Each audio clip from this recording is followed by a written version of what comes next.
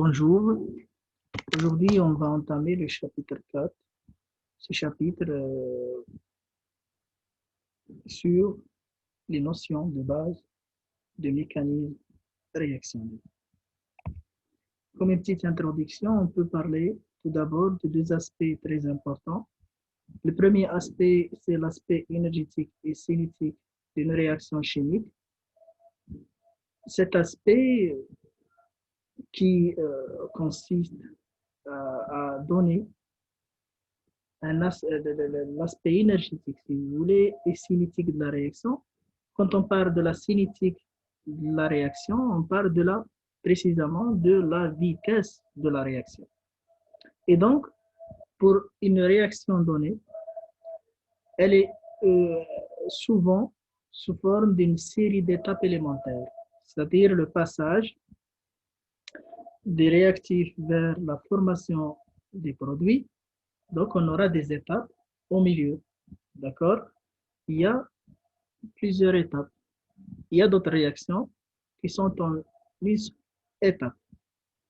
Pour les réactions à plusieurs étapes, au moins 2, 3, donc ici, on aura des étapes qui sont lentes en termes de vitesse, en termes de temps.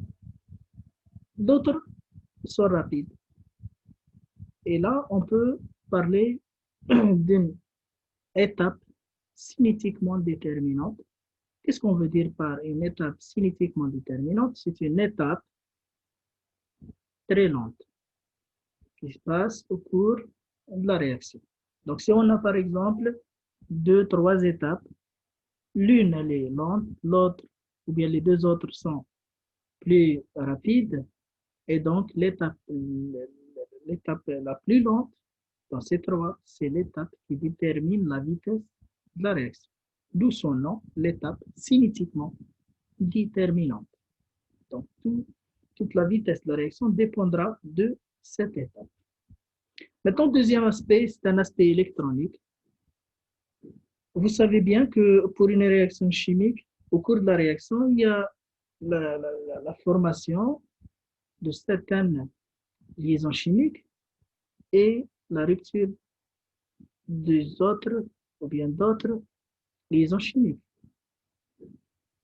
La rupture, on veut dire par rupture, c'est le contraire de formation. On utilise souvent ce terme en chimie organique qui veut dire coupure. Si vous voulez casser la liaison, hein? On sait bien que la liaison chimique est constituée bien de deux électrons, d'un doublet électronique. Et donc, lors de la réaction chimique, pour former de nouveaux produits, donc, il faudra bien sûr passer par la formation de nouvelles liaisons. Et donc, pour avoir cela, il faut déjà passer par la rupture de liaisons existantes. D'accord? Et donc, au cours de cette rupture, on aura soit un partage équitable entre les deux fragments formés, hein, pour les produits. Hein. On aura soit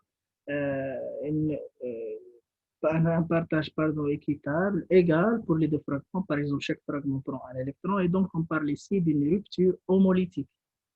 Hein. Si, par exemple, un fragment parmi les deux prend le doublet électronique, dans ce cas-là, on parle d'une rupture qui n'est pas homolytique et donc elle est hétérolytique. Passons maintenant à donner une petite définition sur ce qu'on appelle un mécanisme réactionnel. Un mécanisme réactionnel. Donc, au cours d'une réaction chimique, lors du passage du réactif vers les produits, comme on a déjà dit, on passe par des étapes. Donc, l'ensemble de ces étapes constitue ce qu'on appelle un mécanisme réactionnel. C'est-à-dire, on donne une explication de ce qui se passe réellement au cours de la réaction chimique, du début des réactifs vers la fin, la formation des produits, vers les produits. Donc, ce qui se passe entre ces deux étapes, ces deux états, si vous voulez, l'état initial, l'état final, et plusieurs étapes qui se passent là-dedans. Et donc, l'ensemble constitue ce qu'on appelle un mécanisme réactionnel. qui a pour but, je répète encore une fois, d'expliquer la réaction. Bon, dans la figure 1, vous voyez un profil énergétique d'une réaction chimique élémentaire, c'est-à-dire une réaction qui passe par une seule étape. Vous voyez à gauche les réactifs, à droite les produits, et au milieu, entre les deux, on voit quelque chose qui s'appelle état de transition. Cet état de transition, décrit la transition, le passage des réactifs vers les produits. C'est une étape, ou bien, voilà, c'est une étape intermédiaire entre les réactifs et les produits. Donc, elle décrit, si vous voulez, l'approchement hein, des deux réactifs. L'approchement des deux réactifs. Les deux réactifs A plus B, par exemple, se rapprochent. Hein. C'est un état intermédiaire où ni le produit est formé, c'est juste un rapprochement des réactifs. On est loin des réactifs qui ont été éloignés l'un de l'autre. Maintenant, ils sont, si vous voulez, très rapprochés, hein, en contact direct, mais pas vraiment encore formé le produit. Donc, ce qu'on appelle état de transition. La figure 2, toujours un profil énergétique d'une réaction qui passe en deux étapes. En anglais, on dit stepwise, c'est-à-dire deux étapes. Vous voyez à gauche les réactifs, à droite les produits. Entre les deux, il y a deux étapes. Vous voyez les flèches, deux états de transition. Donc, ici, pour bien expliquer ce cas-là, on peut parler par exemple de la formation d'un cycle. Pour la formation d'un cycle, on aura besoin, parfois, si on a deux réactifs, donc on doit former deux liaisons chimiques pour avoir la fermeture complète du cycle, c'est-à-dire la formation du cycle. Et donc, ce qu'on sait, ou bien ce qu'on peut dire, est-ce que la formation des deux liaisons, elle est simultanée, se passe du même temps, en même temps, pardon, c'est-à-dire elle est synchrone, ou bien elle est asynchrone, c'est-à-dire elle ne passe pas en même temps. C'est-à-dire que, on peut dire que la première liaison se forme, tandis que l'autre n'est pas encore formée. Et donc là, si la première liaison se forme, on peut parler de l'état de transition 1, le premier état de transition. Et donc, une fois la première liaison est formée, on aura ce qu'on appelle, vous voyez ici en milieu, entre les deux états de transition, un intermédiaire. Donc là, on a une liaison formée, mais pas la deuxième. Une fois la deuxième commence à se former, il y a le rapprochement entre les deux bouts. Hein, donc on aura le deuxième état de transition. Et après la fermeture de cette liaison, on aura directement la formation du cycle ou bien le produit. Et donc ça, c'est un exemple d'une réaction chimique qui se passe en deux étapes. Vous voyez ici la flèche EA, vous voyez EA, c'est-à-dire énergie d'activation pour les deux étapes, hein, pour les deux états de transition, c'est par rapport au réactif, d'accord, pour la première étape, ou bien état de transition par rapport au réactif. Pour la deuxième étape, c'est par rapport à l'intermédiaire, parce que c'est l'état de transition que la deuxième étape se forme à partir de l'intermédiaire. Donc, pour ce deuxième état, c'est comme si la réaction commence à partir de l'intermédiaire et non pas de réactif. Quoique, le point de départ, c'est les réactifs. Mais juste pour calculer ce qu'on appelle l'énergie d'activation, donc, on se réfère à l'état précédent. C'est-à-dire pour le premier état, on se réfère au réactif. Le deuxième état, on se réfère à l'intermédiaire. Donc, pour une petite définition sur l'énergie d'activation, c'est quoi une énergie d'activation? C'est l'énergie nécessaire pour que la réaction ait lieu. Ou bien, c'est l'énergie minimum hein, qu'il faut avoir pour que la réaction ait lieu. C'est-à-dire le passage des deux réactifs hein, vers l'état de transition, vous voyez, il y a une barrière d'énergie.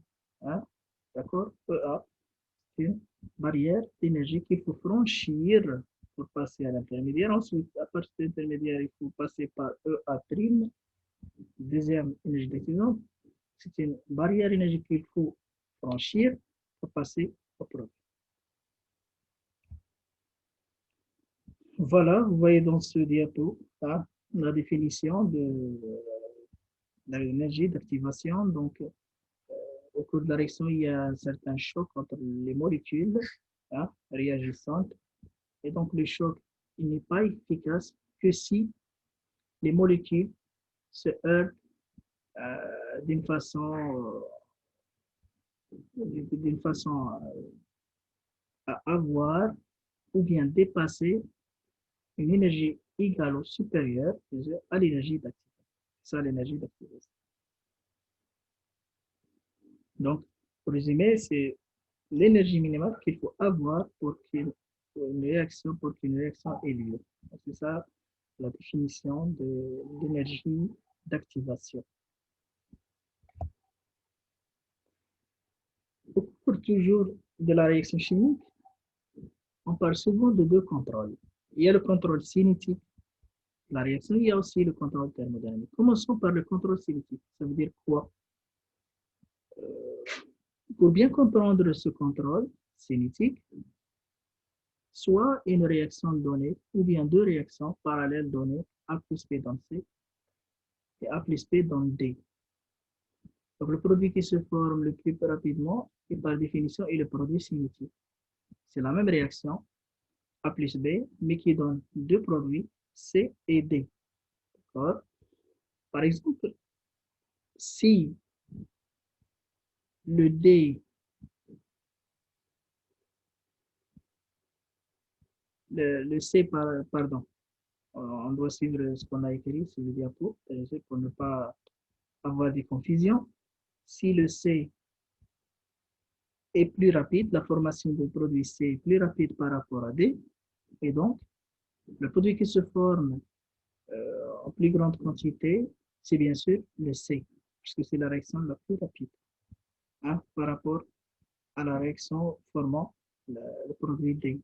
Donc, c'est le C le produit cinétique de la réaction.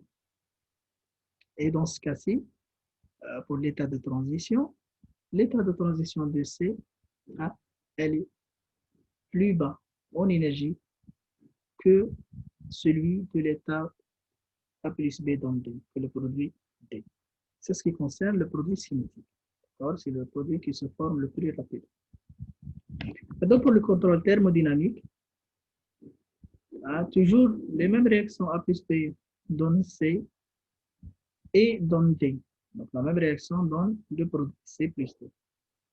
Donc, on dit que la réaction est sous contrôle thermodynamique. Si le produit qui se forme préférentiellement correspond au produit le plus stable thermodynamiquement. Ici, qu'est-ce qu'on veut dire par produit plus stable thermodynamiquement? On a deux produits C et D. Donc, le produit le plus stable entre les deux est le produit thermodynamique. Quand on parle de stabilité, on se réfère toujours à l'énergie. C'est-à-dire que C, par exemple, si le D, par exemple, est le produit thermodynamique, ça veut dire qu'il est produit le plus stable. C'est-à-dire qu'il y a la plus basse énergie. Il a une plus basse énergie par rapport à C. Et donc, le produit D, il est plus stable thermodynamiquement. Donc, en thermodynamique, on parle de stabilité. En cinétique, on parle de vitesse, de rapidité. D'accord? Voilà. Euh, dans cette figure, vous voyez la distinction, la différence entre le contrôle thermodynamique et cinétique. Voilà une réaction simple, réaction à une seule étape. D'accord? Vous voyez les réactifs à gauche, produits à droite. On a un seul état de transition. L'énergie d'activation entre réactif et état de transition, c'est la différence entre les deux énergies. Et vous voyez, voilà, le domaine de la cinétique et le domaine de la thermodynamique. Donc, ici, la cinétique concerne cet état, hein, état de transition. C'est là le domaine de travail, si vous voulez, de la cinétique. Là où on utilise la cinétique. Pour la thermodynamique, ça concerne que l'état initial, c'est-à-dire le réactif, et l'état final des produits. C'est ça le domaine de la thermodynamique ou bien du contrôle thermodynamique.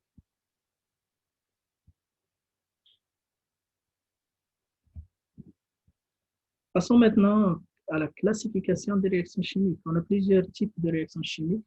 On a des classes, si vous voulez. Et donc, les plus importants sont les réactions de substitution, tout d'abord, où un atome ou un groupe d'atomes, on remplace un autre dans la molécule initiale. Vous avez un petit exemple, hein? CH3H plus ClCl, Cl2, donc CH3Cl plus HCl. Et donc, qu'est-ce qu'on a fait dans cette réaction? On a remplacé le H, hein, par un Cl. H qui est lié à CH3 par un Cl. Et donc, qu'est-ce qu'on a fait? On a substitué un H par un Cl, d'où le nom réaction de substitution. Deuxième type, ou bien deuxième classe, réaction d'addition. Là, une molécule se scinde, d'accord, en deux fragments qui se fixent sur une molécule de départ. On additionne, on ajoute un fragment. Maintenant, on a comme exemple la réaction CH2 double liaison CH2 plus H2 qui donne CH3 liaison simple CH3. Qu'est-ce qu'on a fait? Ici, la molécule H2, elle est scindée en deux fragments, elle est coupée en deux fragments HH et les deux H sont fixés sur le CH2, CH2. Hein? Vous voyez la double liaison, donc il y a on a cassé cette double liaison et on a additionné, on a ajouté les deux H, d'accord? On aura CH3, CH3, on a ajouté, on a additionné les deux hydrogènes sur la molécule de éthylène, d'accord? Troisième type qui est aussi très important, les réactions d'élimination. Dans ce type de réaction, une molécule perd certains de ses atomes et il en résulte une liaison multiple. Comme exemple, vous avez la molécule de CH3, CH2OH, alcool, qui est éthanol. Et comme produit, vous aurez l'éthylène, CH2 liaison CH2, plus H2O. Hein? Donc ici, la molécule de départ, l'éthanol, on a perdu une molécule H2O. D'accord, c'est ça. On a enlevé, si vous voulez, on a éliminé H2O. OH du côté de CH2, un H du côté de CH3, et donc on forme le H2O, il est là. Et après, il nous reste deux électrons libres qui forment une liaison double qui forme par la suite la molécule d'éthylène, CH2, CH2.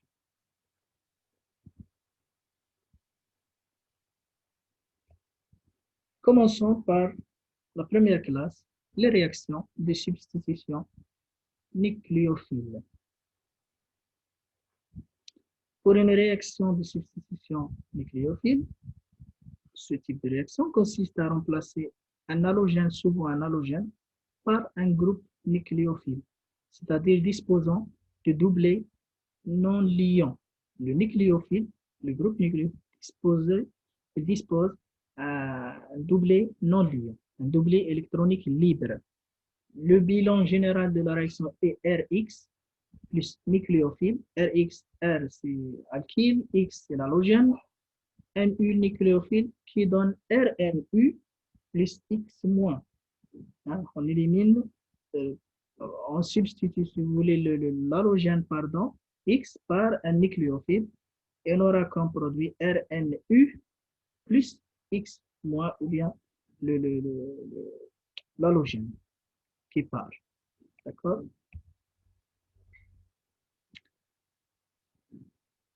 Donc, pour ce type de réaction, d'addition, ce type de substitution nucléophile,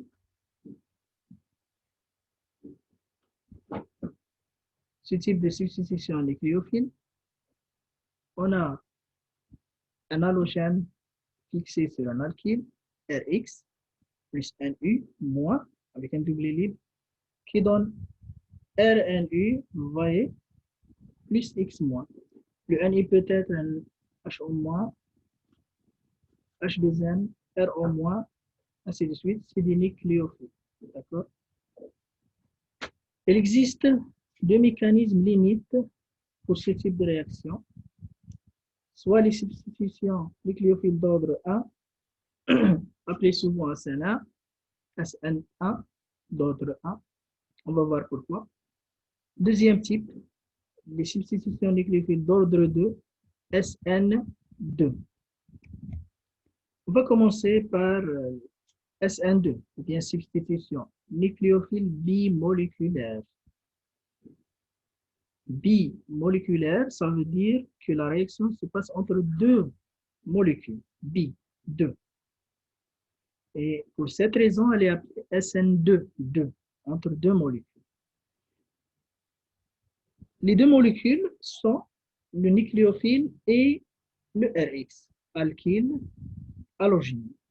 Donc, le nucléophile et l'alkyle halogène, donc c'est les deux molécules. Donc, vous voyez, en première, vous voyez le mécanisme de cette réaction. Donc, le Nu attaque le Rx.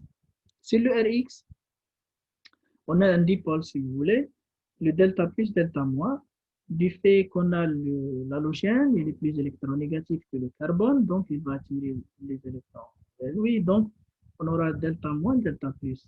Et donc, puisque le nucléophile il est, si vous voulez, chargé négativement, il est riche en électrons, il va attaquer le centre déficitaire d'électrons, le centre électropositif. Et donc, il va attaquer le carbone où la charge est delta plus, la charge partielle est delta plus. Et donc, on formera un intermédiaire, d'accord, où la liaison, on va en pointillé, NUX en pointillé, elle n'est pas vraiment formée, ni la liaison NUC formée, ni la liaison CX, elle est cassée. Donc, c'est juste un rapprochement de NU et un peu un déplacement un petit peu de X, d'accord? Avec un signe moins, parce qu'on a commencé par le NU, il est chargé, l'alkyle halogéné n'est pas chargé, d'accord? La charge totale, elle est neutre, et donc, on doit respecter, hein? On commence par une charge négative, on termine avec une charge négative, donc il faut respecter l'électroneutralité de la molécule au cours de la réaction. Et à la fin, on aura la formation de l'alkyle ou bien de la molécule où on voit que le nucléophile a vraiment substitué le X, l'halogène, et on voit à côté l'halogène X-. Donc c'est ça une réaction de substitution bimoléculaire entre deux molécules. Donc dans cette réaction, on répète, deux molécules de réactifs ou bien deux réactifs interviennent en une seule acte, seule étape élémentaire. Il y a une seule étape. Vous voyez, point de départ, c'est les deux réactifs. Ensuite, on a une étape au milieu et à la fin, on a les réactifs. Donc, c'est une réaction élémentaire. Une seule étape, mais elle est bimoléculaire, SN2. Donc, comme loi de vitesse exprimant cette réaction, on aura la vitesse égale à la constante de vitesse K fois la concentration des deux réactifs. Les deux réactifs ici, c'est le Rx, qui est l'argenate, et le nucléophile. Donc, c'est ça la loi de vitesse de cette réaction. Pour le nucléophile, il attaque du côté opposé à X, pour minimiser les répulsions électrostatiques. Il est chargé négativement, le X aussi, il est chargé, il est très riche en électrons. Donc, pour minimiser les répulsions, donc il attaque dans le sens inverse, ou bien le côté opposé par rapport à l'halogène.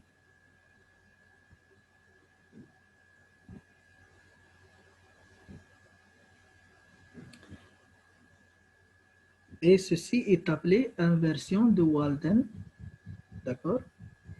Ce type d'attaque, il est appelé inversion de Walden.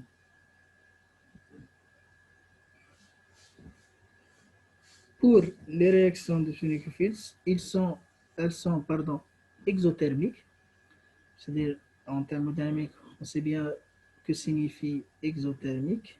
Hein. Exothermique, c'est-à-dire c'est des réactions qui donnent de la chaleur. Hein. Exothermique. EA, l'énergie d'activation, elle est faible. D'accord? Donc ici, vous voyez le profil énergétique de cette réaction. Et E, c'est l'énergie en fonction de CR, coordonnées de la réaction. Vous voyez Rx comme réactif, c'est le Rx plus le nucléophile. Après, on voit l'état de transition ET et l'énergie d'activation correspondante. Et à la fin, on aura les produits RNU plus X-.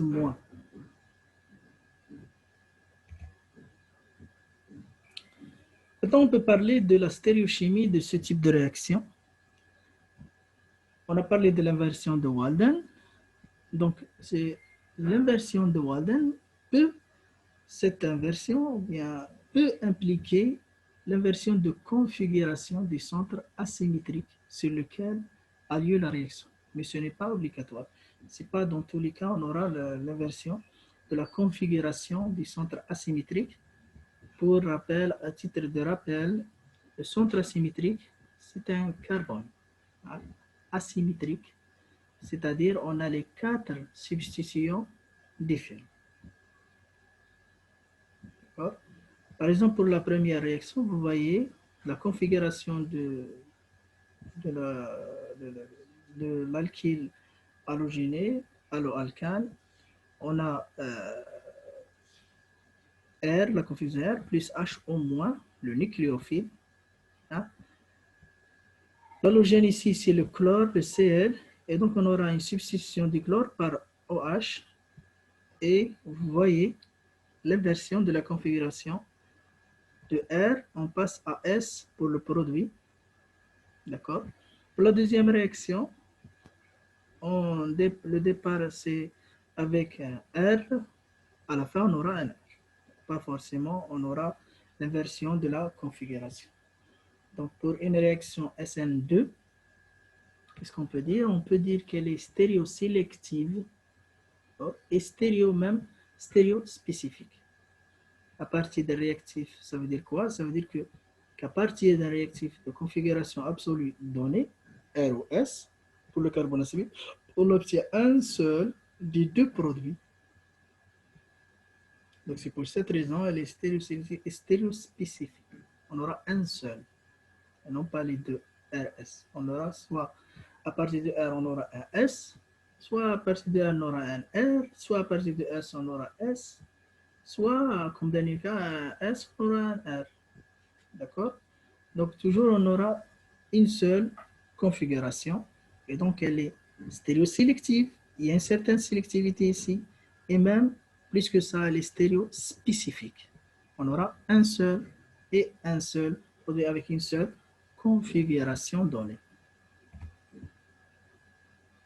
Donc, passons aux facteurs ou bien paramètres influençant ce type de réaction. Premier paramètre, c'est le C partant, ou bien le groupement partant, ce qu'on appelle aussi nucléofuge. Hein. C'est l'attaque des nucléophiles gênés par l'encombrement stérique. Donc ici, il dépend du gène stérique. L'encombrement, on veut dire par encombrement stérique, c'est-à-dire le gène stérique aussi par les gènes stériques, plus la molécule elle est encombrante, c'est-à-dire elle est volumineuse, si vous voulez, elle est grande hein, en volume, donc il y aura un gène stérique. Ce volume, le fait que la molécule elle est volumineuse, ça gêne l'attaque des nucléophiles. D'accord? Et donc, il minimise l'attaque de nucléophiles sur la molécule pour former un protéine. D'accord?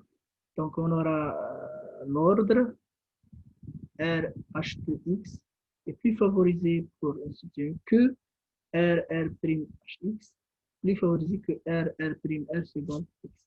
Donc, plus la molécule est moins volumineuse, moins substituée, plus elle est favorable à une substitution nucléophile bimoléculaire. Deuxième paramètre, c'est l'influence du nucléofuge. Il doit pouvoir partiellement hein, Ici, le nucléofuge, c'est l'halogène, donc il doit partir aisément.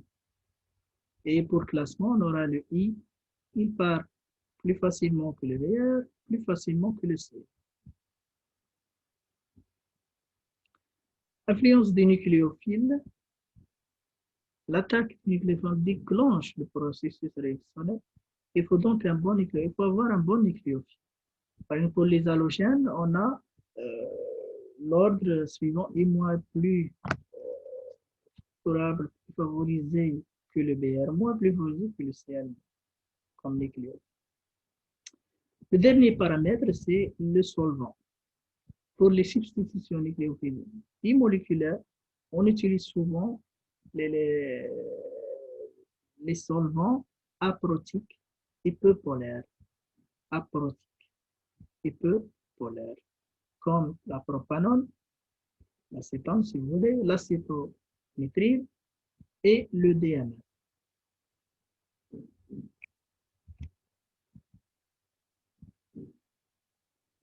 Deuxième type de substitution nucléophile monomoléculaire, c'est SN1. C'est le type monomoléculaire. On a vu les substitutions nucléophiles bimoléculaires, maintenant les substitutions monomoléculaires. Quand on dit monomoléculaire, c'est-à-dire une seule molécule. C'est ça la différence entre SN2 et SN1. SN2, deux molécules, SN1, une seule molécule. Vous voyez le mécanisme réactionnel, d'accord? On a le Rx. Première étape, si vous voulez, le départ de l'halogène pour former ce qu'on appelle un carbocation plan. Un carbocation plan. Plus, à droite, vous voyez l'halogène. Ça, c'est la première étape, c'est la formation du carbocation plan. Deuxième étape, c'est l'attaque du carbocation plan de part et d'autre par le nucléophile NU. Et donc, puisque le nucléophile attaque de part et d'autre de carbocation, on aura deux molécules, d'accord, deux produits si vous voulez, avec deux stéréochimies, deux configurations différentes. Donc, ce qu'on peut dire, c'est un mécanisme en deux étapes. Première étape, formation du carbocation. Deuxième étape, l'attaque du nucléophile sur le carbocation. L'étape la plus lente entre ces deux étapes, c'est la première étape, c'est-à-dire l'étape de la formation du carbocation. Donc, c'est l'étape cinétiquement déterminante. C'est l'étape la plus lente, donc c'est l'étape qui détermine la vitesse de la réaction. La loi expérimentale de la vitesse, c'est V, la vitesse égale la constante de vitesse K1 fois Rx. Rx, pourquoi? Parce que c'est le réactif de départ pour la première étape. Donc on a dit c'est la constante de vitesse fois le réactif ou bien le réactif, tout dépend de la réaction. On peut dire aussi que vous voyez que le carbocation est plan, donc il y a la possibilité, comme on a déjà dit, d'attaquer de part et d'autre. Et à droite en bas, vous voyez le profil énergétique correspondant à ce type de réaction. Donc on a deux étapes. Vous voyez à gauche Rx plus Nu-, les réactifs. À droite, vous voyez Rnu plus X-, c'est les produits. Au milieu, vous voyez deux étapes. Premier état de transition, deuxième état de transition. Entre les deux, on a une étape intermédiaire. C'est l'étape, la formation c'est le carbocation. Ici, on forme le carbocation, c'est ça l'intermédiaire de la réaction. Et on aura bien sûr deux énergies d'activation. L'énergie d'activation 1 et l'énergie 2 pour les deux états de transition.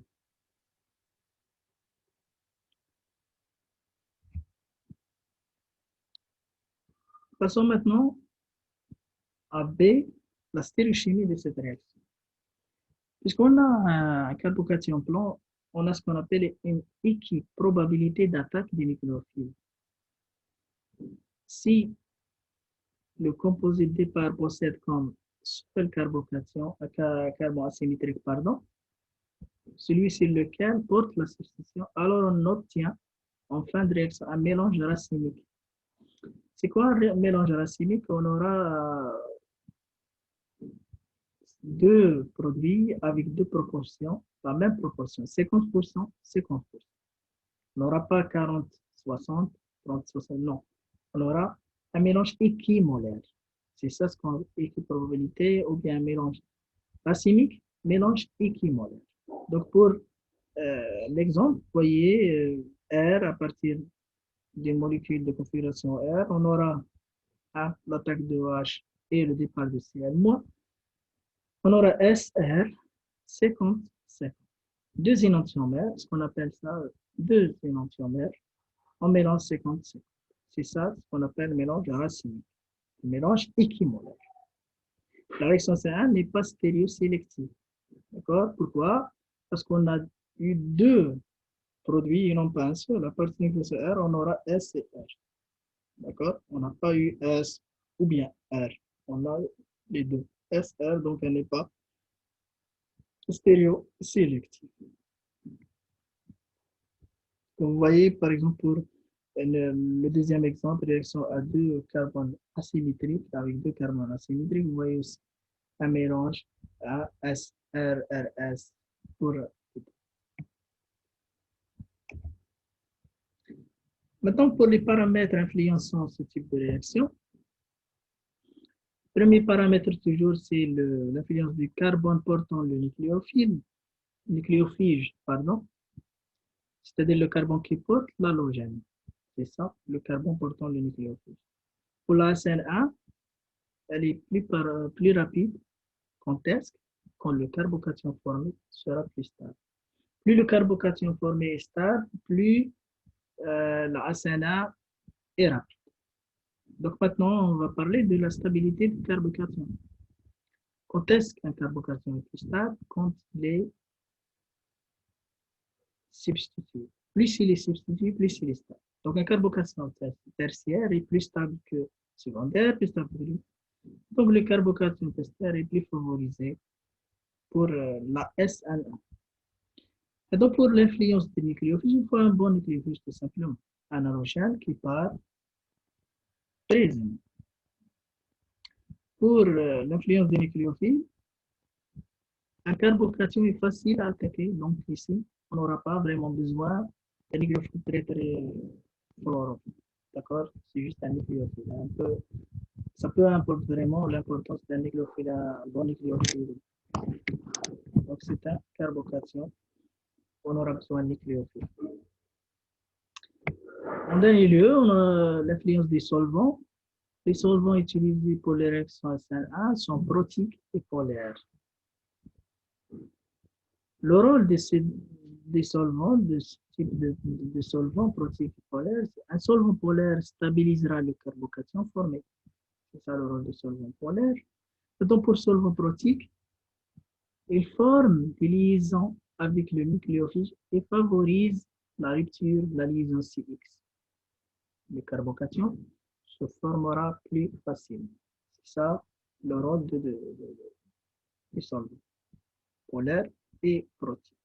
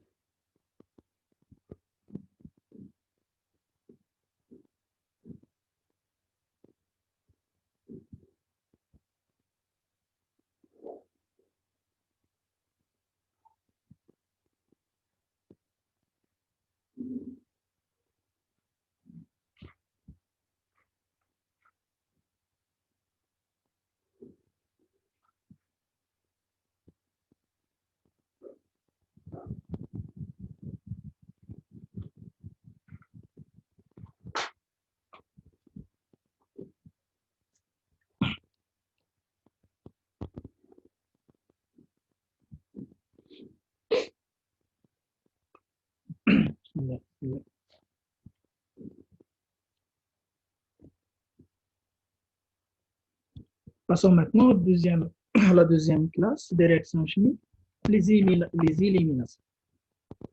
Les éliminations. Donc, comme on a vu pour les substitutions nucléophiles, il y a aussi deux classes, ou bien deux types dans cette classe.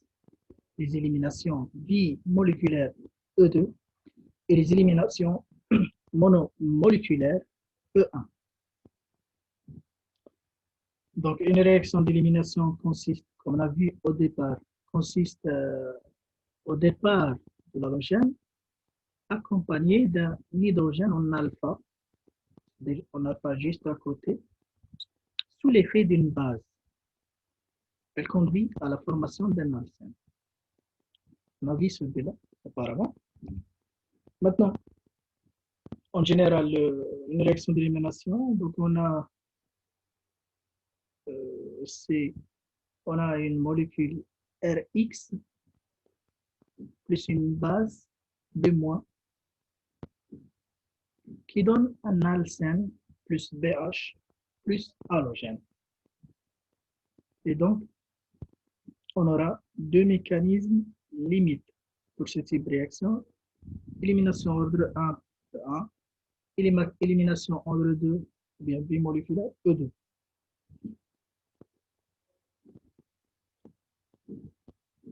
Pour la régio-sélectivité en général de ce type de réaction est régio-sélectif. Donc, s'il existe plusieurs H portés par des carbones voisins de CX, un seul sera attaqué de manière préférentielle. Un seul. Donc, elle est régio-sélective. Voilà deux exemples. Vous voyez comme exemple, l'exemple A,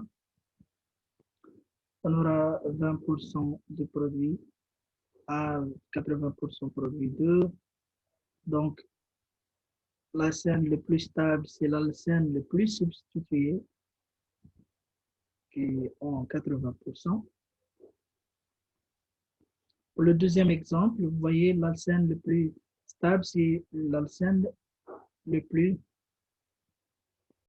L'alcène, on a une mésomérie, le premier alcène. Le deuxième, on n'a pas de résonance, on n'a pas de mésomérie. Donc, il est plus substitué, le deuxième, mais il n'est pas stable que le premier parce que le premier est stable par effet de mésomérie. La mésomérie emporte sur la substitution. Donc, commençons par élimination bimoléculaire E2. Donc, le mécanisme général pour élimination bimoléculaire E2. On a un B-, une base B- qui attaque le H en alpha, c'est-à-dire le H qui est porté dans le carbone directement lié au carbone qui porte l'halogène X. Donc, elle va attaquer cet hydrogène et on aura le doublé qui se rabat, hein, le doublé de la liaison CH qui se rabat sur la liaison CC. Hein, et en même temps, on aura le départ de l'halogène. Le B- va attaquer le H, donc on aura BH, l'halogène part, on aura à la fin l'halogène, et pour la molécule, on aura la formation de la double liaison, l'alcène. Donc, ce type de réaction, il y a deux molécules réactives qui interviennent en une seule étape. La loi de vitesse expérimente cette réaction. V, la vitesse V égale K, la constante de vitesse fois Rx, la concentration de la molécule Rx, fois la concentration de la base B-. B- attaque H lorsqu'il est en anti de X. Il est en anti. Vous voyez ici, le X il est en haut, le H il est en bas. Donc, l'attaque de B- se fait de cette manière, en entier par rapport à X pour toujours minimiser les répétitions électroniques entre B- et X, deux centres riches en électrons. L'énergie d'activation est généralement élevée. Et donc, pour le profil énergétique, on va en bas, à droite, en bas, on voit que c'est une réaction en une seule étape. À gauche, vous voyez le Rx plus B-, les réactifs. À droite, l'alcène formé plus BH plus X-. Au milieu, on voit l'état de transition avec l'énergie d'activation, c'est la barrière d'énergie entre c'est la différence d'énergie entre l'état de transition et les réactifs, c'est l'énergie d'activation. C'est la barrière, pardon, qu'il faut, la barrière énergétique qu'il faut franchir pour former les produits. Ce qui concerne la stéréochimie de cette réaction est stéréosélective. E2, elle est stéréosélective et stéréospécifique.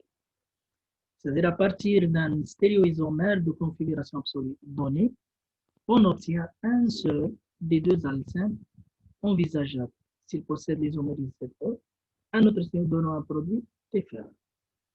Si vous voyez pour la E2, on aura un seul produit. Par exemple, pour le premier exemple, on aura le produit E. Pour le deuxième, la deuxième réaction, pardon, on aura le produit Z. Donc, dans les deux exemples, les deux cas de la réaction bimoléculaire E2, on a un seul produit, d'où la réaction elle est stéréosélective. E2, elle est stéréosélective et stéréospécifique. Maintenant, passons au facteur influençant ce type de réaction. Donc, le premier facteur de jeu, c'est l'influence du C portant le nucléofuge. Expérimentalement, plus le C portant le est substitué, plus il est favorable pour la réaction bimoléculaire E2, d'élimination de E2. Donc, R3X plus fort que R2X que RX. Influence des nucléophiles, il doit pouvoir partir du monde, toujours à bien avoir un halogène qui part aisément. L'influence de la base, l'attaque de la base déclenche ici pour l'élimination du processus réactionnel. Donc, il faut avoir une bonne base pour un bon déroulement de la réaction d'élimination.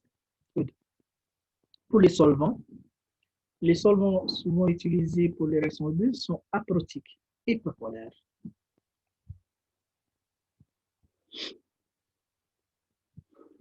Passons maintenant à l'élimination monomoléculaire EA.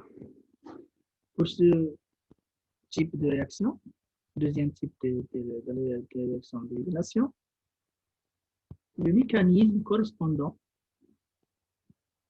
consiste à deux étapes.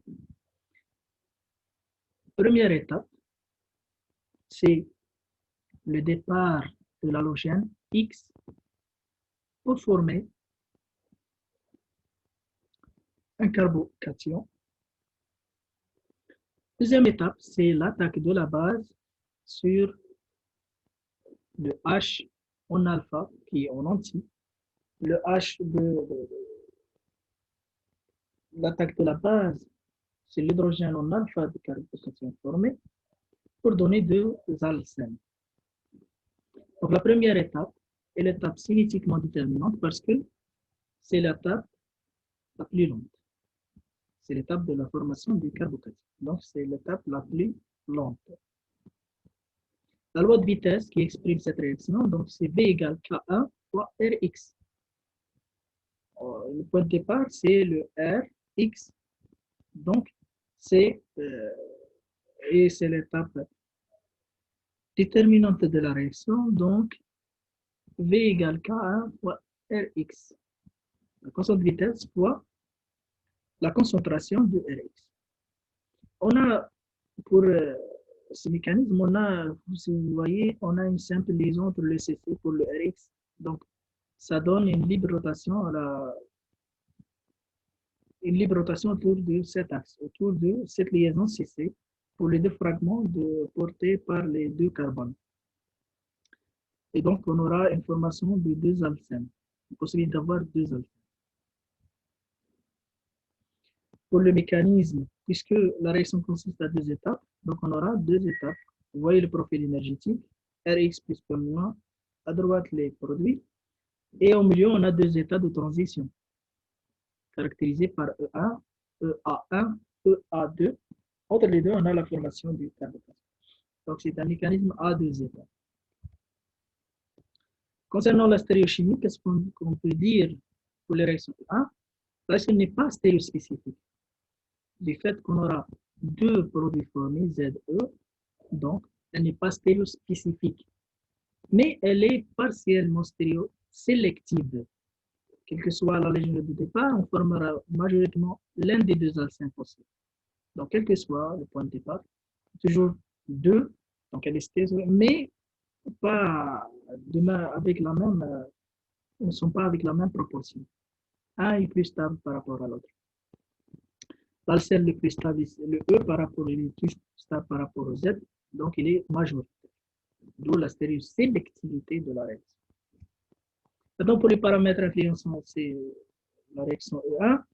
Donc, premier paramètre, c'est le C portant le nucléophile. Plus il est substitué, plus il est favorable à ça. Pour le nucléophile, il faut avoir un bon nucléophile qui part aisément. L'influence de la base, il faut toujours une bonne base. C'est elle qui déclenche toujours la réaction. Et pour les solvants, ici, on aura besoin des solvants polaires et protiques.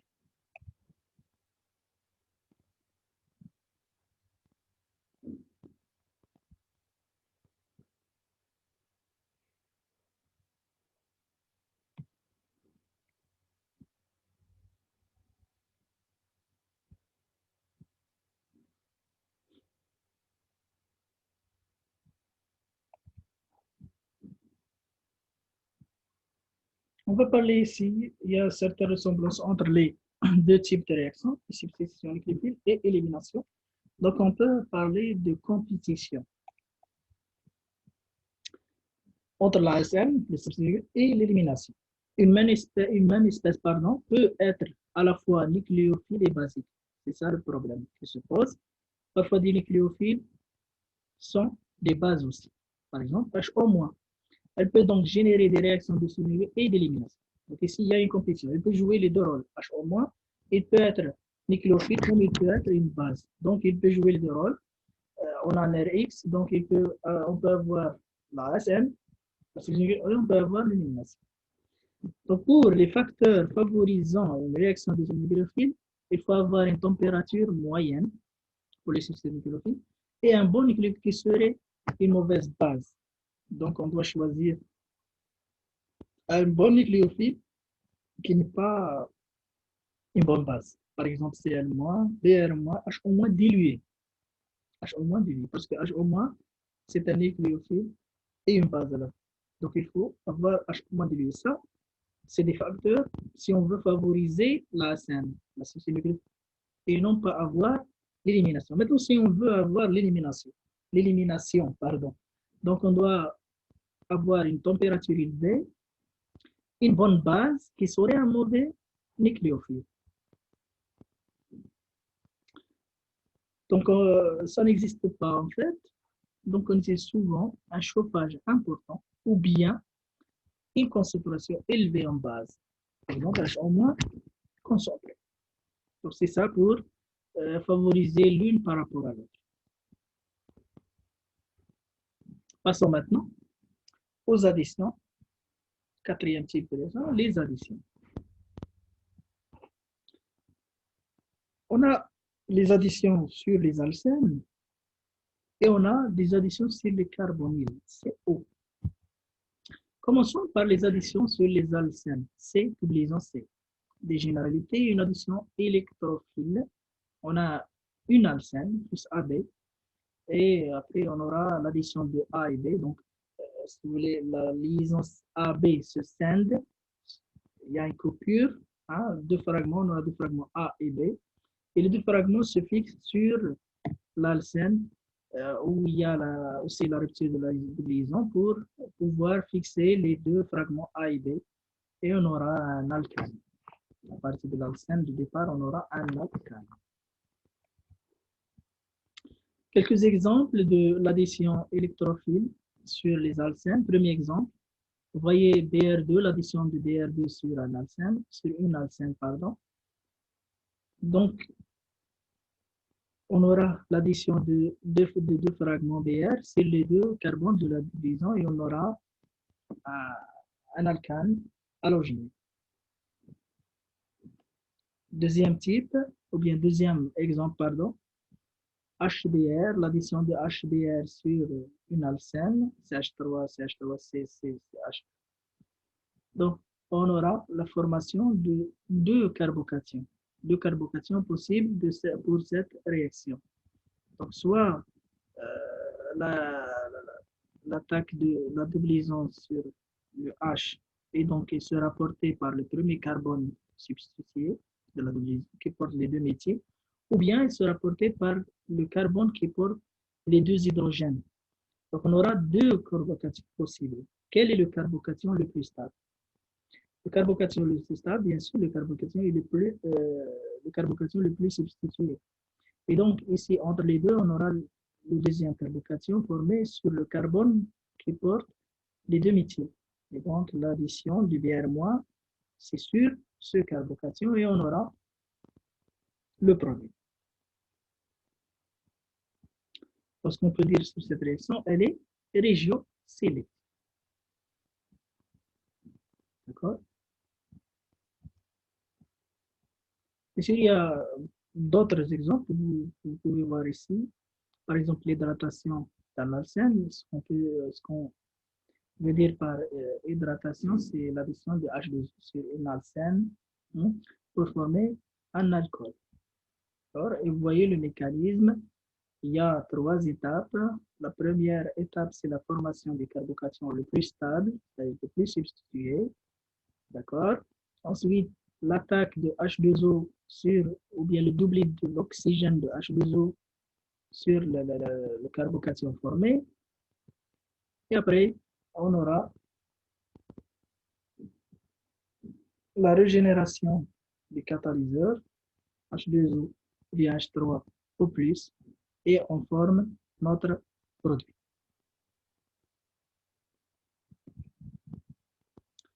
Pour le deuxième type, l'addition sur les carbonyles, on entend parler par carbonyle CO. CO, d'accord? C'est-à-dire les aldehydes et les cétones. Les aldehydes et les cétones. C'est ça les carbonyles CO. Les aldehydes et les cétones. Donc, c'est une addition nucléophile et non pas électrophile. On a vu pour les alcènes, c'est une addition électrophile. Maintenant, pour les carbonyles, c'est une addition nucléophile. Donc, on a un nucléophile NU qui attaque le carbone déficitaire en électrons. C'est le carbone du CO, d'accord, chargé partiellement delta plus. Et après quoi, on aura ensuite l'attaque du doublé sur l'oxygène et l'attaque l'électrophile pour former notre produit. Donc, l'étape lente, c'est l'attaque du nucléophile sur le carbone. C'est l'addition nucléophile, c'est l'étape, la première étape, c'est l'étape cinétiquement lente. Le CO et le C+, les deux sont plans, donc on aura une probabilité d'attaque des nucléophiles de part et d'autre de plans. Donc, les deux sont plans, donc on aura deux possibilités d'attaque. Donc, on peut dire que la réaction n'est pas stéréosélective. D'accord? Les aldéhydes sont plus réactifs que les cétones. Quelques exemples des additions sur les carbonyles. Par exemple, l'addition de H2O sur un carbonyle, et l'hydratation. Donc, on passe, dans cette réaction, on passe d'un carbonyle, aldéhyde ou cétone, vers un alcool. D'accord? Donc, vous voyez le mécanisme. L'attaque de doublé de H2O sur le carbone déficitaire. Ensuite, le doublé va sur l'oxygène. Et après, on aura réellement pour avoir l'alcool.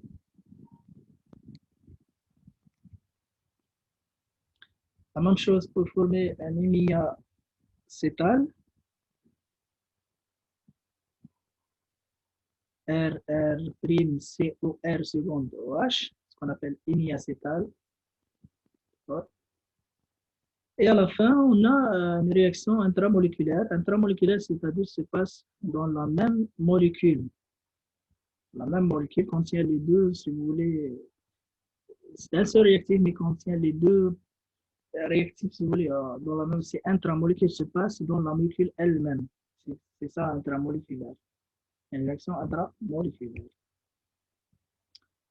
Vous avez d'autres exemples, la formation du cyanhydrine, hein, c'est toujours le même principe.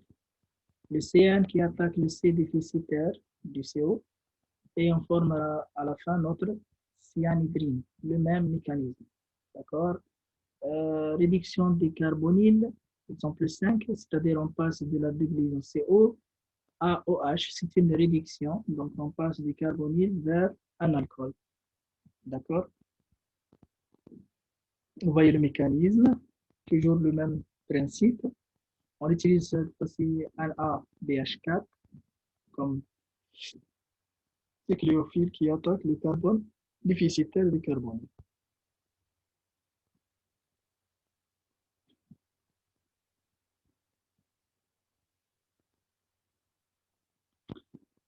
Exemple 6, quoique n'est pas programmé, il y a des réactions qui ne sont pas programmées, c'est juste pour avoir une idée sur les additions, sur les carbonyles, CO.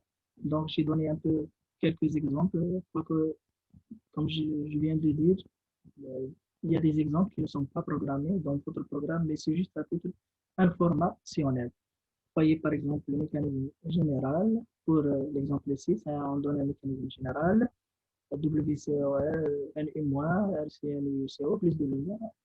W est un dégroupement inductif attracteur OH, OR', OCl. Et donc, vous voyez plusieurs types de réactions possibles. Hein. Réaction de stérification à partir du chlorure d'acyle. Chlorure d'acyle, c'est le RCOCl, c'est un chlorure d'acyle.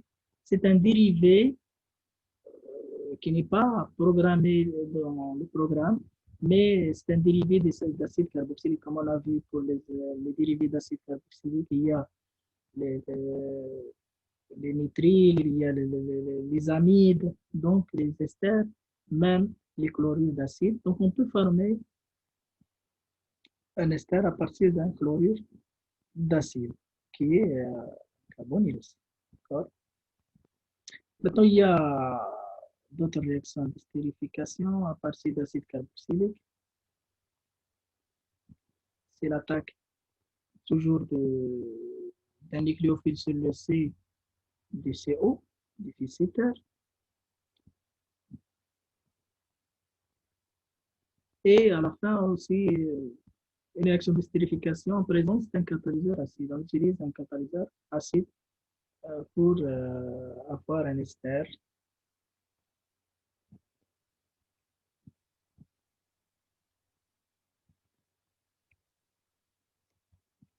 Ça, si vous voulez, on donne juste un petit résumé. Polysubstitution nucléophile, SN, pour les éliminations, E, et la compétition entre les réactions, substitution nucléophile, élimination, et à la fin, on a les additions.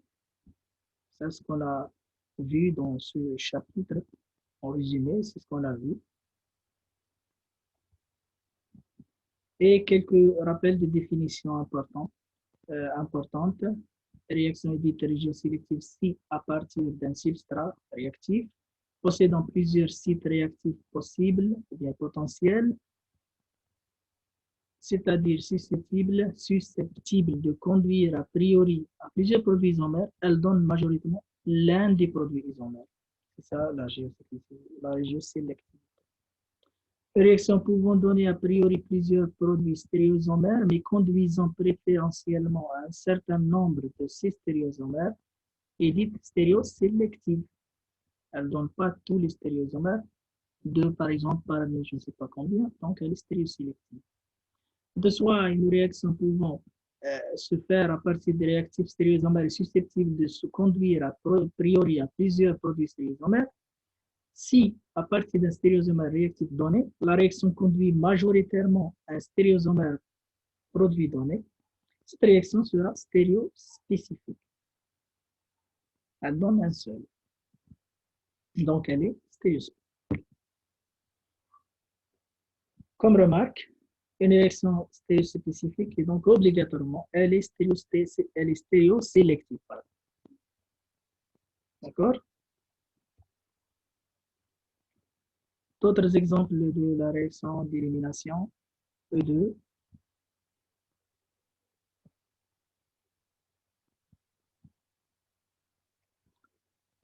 Voilà, un schéma explicatif pour les réactions d'élimination avec deux exemples. Et on termine ce chapitre avec ces exemples qui résument ce qu'on vient de voir sur les mécanismes de réaction. Merci.